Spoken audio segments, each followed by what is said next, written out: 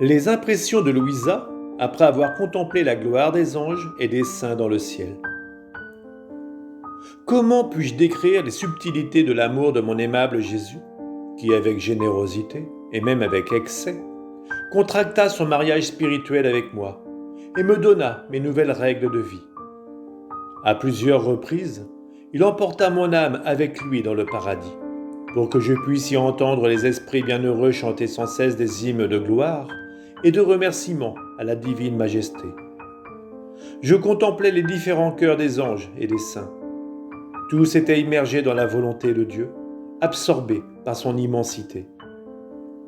Comme je regardais autour du trône de Dieu, je vis plusieurs lumières resplendissantes, infiniment plus resplendissantes que le soleil.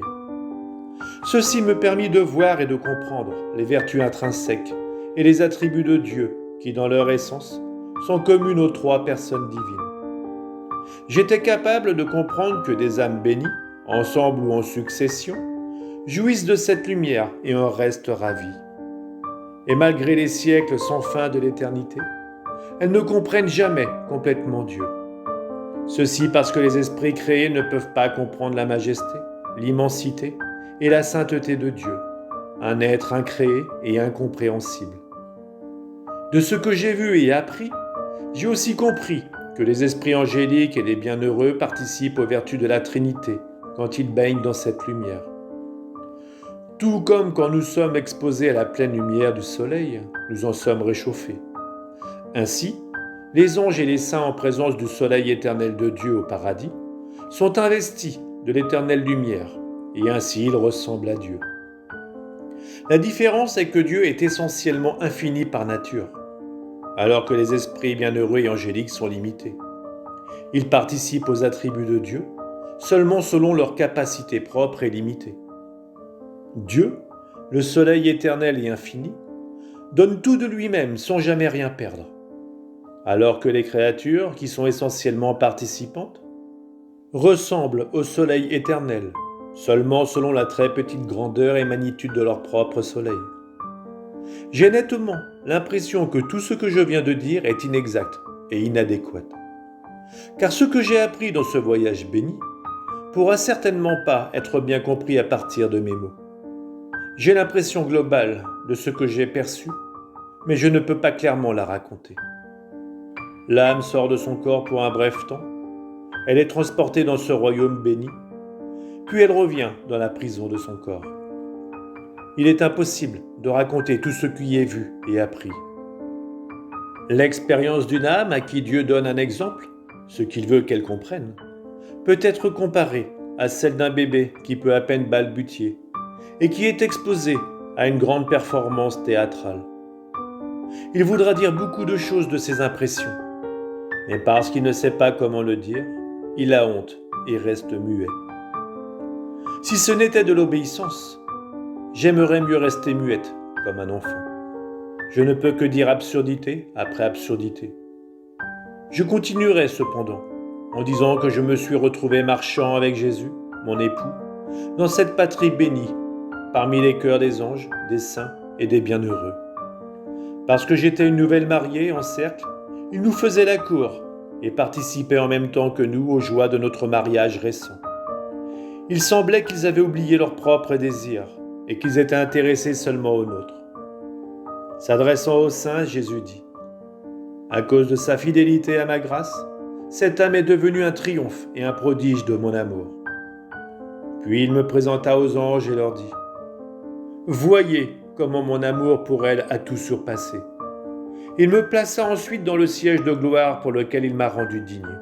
Il me dit : « Ici est ta place de gloire, et personne ne pourra te la prendre. » Je croyais qu'il voulait dire que je ne retournerais pas sur la terre. Mais hélas, du moment que je fus convaincu de cela, je me suis retrouvé entre les murs de mon corps. L'amertume insupportable de Louisa d'avoir encore à vivre dans la prison de son corps, exilée de sa patrie céleste. Comment décrire le fardeau que je ressentis en ayant à rester à nouveau dans mon corps ? Comparé au ciel, toutes les choses de la terre me paraissaient comme des rebuts. Ces choses réjouissent les sens de quelques créatures, mais à moi, elles paraissaient misérables. Les personnes qui me sont chères et pour lesquelles j'ai beaucoup de considération, avec qui j'ai passé beaucoup de temps dans des conversations gentilles et polies, maintenant me semblaient ennuyeuses et sans intérêt. Cependant, quand je les regardais comme des reflets de Dieu, mon âme expérimentait une ombre de satisfaction et de contentement, et j'étais capable de les tolérer. À cause de tout cela, mon cœur n'était pas à l'aise. Mais je ne fis rien que de me plaindre à Jésus. Mon désir continuel d'être au ciel, ma souffrance intérieure, mon ennui par rapport aux choses de ce monde, tout rongeait mon âme. Il m'apparaissait qu'il m'était maintenant impossible de continuer à vivre sur la terre. Cependant, mon obéissance à Dieu dans toutes les circonstances commandait que je ne désire pas la mort, mais que je continue à vivre sur la terre aussi longtemps que Dieu le désirerait. Ainsi donc je m'ajustais, quand je fus en contrôle de moi-même. Par obéissance, je voulais rester calme, mais je n'y parvenais pas entièrement. De temps en temps, je perdais toute maîtrise, et je le confesse, j'échouais. Mais que pouvais-je faire ? Il était à toute fin pratique impossible pour moi de me contrôler. J'expérimentais un réel martyre, à travers lequel je combattais constamment, me servant de tous les moyens possibles pour maîtriser mon anxiété. Mais un contrôle parfait m'était impossible. Mon bien-aimé Jésus me dit : « Mon épouse, sois calme. Qu'est-ce qui te fait tant désirer le ciel ? » Je répondis : « Je veux toujours rester avec toi. Je perds mon esprit quand je suis loin de toi, ne fût-ce que pour un seul instant.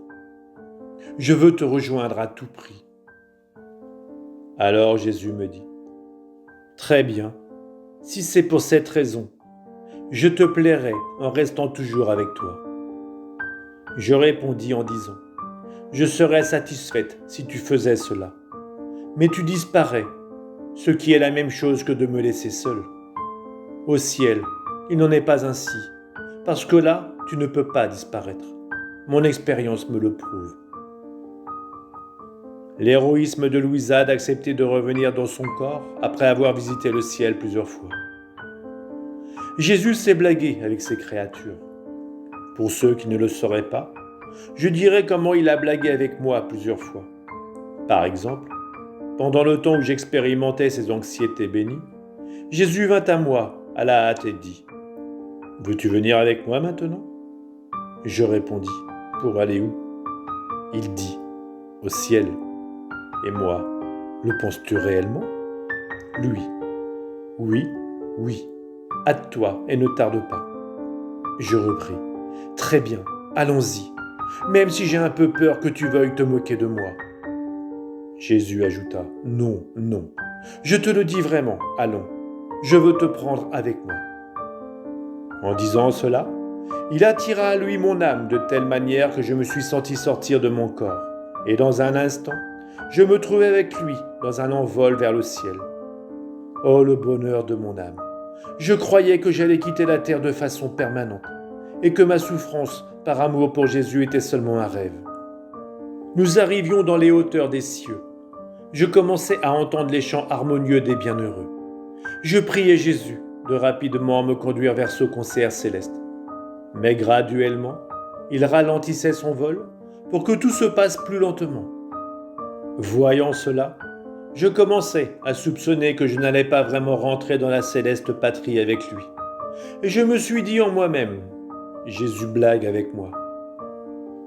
Aussi, de temps en temps, pour me rassurer, je lui disais : « Cher Jésus, dépêche-toi, pourquoi ralentis-tu ? » Et il me dit : « Regarde là-bas, ce pécheur tout près d'être perdu.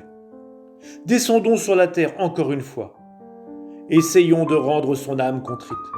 Peut-être qu'il se convertira. Invoquons ensemble la miséricorde de mon Père céleste. Ne veux-tu pas que ce pécheur soit sauvé ? Attends encore un peu. N'es-tu pas prête à souffrir quelques peines pour le salut d'une âme qui me coûta tant de sang ? » À ces mots, je m'oubliais moi-même, j'oubliais le voyage. Je renonçais au ciel et au chant des célestes choristes. Je dis à Jésus : « Oui, oui, tout ce que tu désires. Je suis prête à souffrir pour que tu puisses sauver cette âme. » Et en un clin d'œil, il m'amena à ce pécheur. Pour le convaincre de se rendre à la grâce, Jésus l'informa de toutes les raisons de se préoccuper de son salut. Mais notre espoir fut vain. Alors Jésus me dit tristement, « Mon épouse, veux-tu prendre sur toi la punition qu'il mérite? Si tu veux retourner dans ton corps pour y souffrir, la justice divine pourra être apaisée, et je pourrai faire miséricorde à cette âme. Comme tu peux le voir, ni nos paroles, ni nos raisons ne l'ont ébranlé. Pour nous, il n'y a rien à faire que de souffrir la punition qui lui est due. » La souffrance est la voie la plus puissante pour satisfaire la justice divine et faire accepter la grâce de la conversion par le pécheur. Je consentis à la requête de Jésus, et il me ramena promptement à mon corps. Je ne peux pas décrire les souffrances que j'expérimentais quand je repris contact avec mon corps. Ce dernier sembla s'objecter au retour de mon esprit et me fit me sentir toute dilatée. Au même moment, mon âme se sentit oppressée et sans vie, comme si je suffoquais et que j'en étais à ma dernière respiration. Je n'arrivais pas à porter cela. Jésus était le seul témoin de tant de souffrances. Lui seulement pourrait décrire les souffrances atroces et extrêmes que mon âme et mon corps endurèrent. Après quelques jours de souffrance, Jésus me laissa percevoir la conversion de ce pécheur, avec son âme déjà sauvée. Jésus alors me dit, « Es-tu aussi heureuse que je le suis ?» « Oui, oui, lui répondis-je.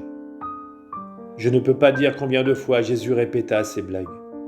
Une fois, il me fit entrer dans le paradis seulement pour me dire peu après, « Tu as oublié de demander à ton confesseur qu'il te donne la permission de venir avec moi. Tu dois donc retourner à ton corps pour recevoir cette permission. » Je lui dis, « Quand mon âme était dans mon corps et que j'étais sous la direction de mon confesseur, je devais lui obéir. Mais puisque tu es le premier parmi les confesseurs et que je suis avec toi, toi mon époux, je relève maintenant uniquement de toi. » Jésus me répondit calmement, « Non, non mon épouse, je veux que tu obéisses à ton confesseur pour tout. » Il me fait ainsi retourner à mon corps bien des fois. Ces blagues créaient parfois en moi des ressentiments, et même de l'amertume et de l'impertinence. Alors Jésus les répétait moins souvent. Néanmoins, j'étais continuellement au lit, expiant pour les pécheurs, avec des périodes d'anxiété causées par mon désir d'aller au paradis avec mon époux Jésus. Ce désir alternait avec celui de le garder toujours avec moi sur la terre, pour m'éviter d'avoir à aller au ciel, juste pour revenir ensuite à mon corps. J'étais constamment martyrisé.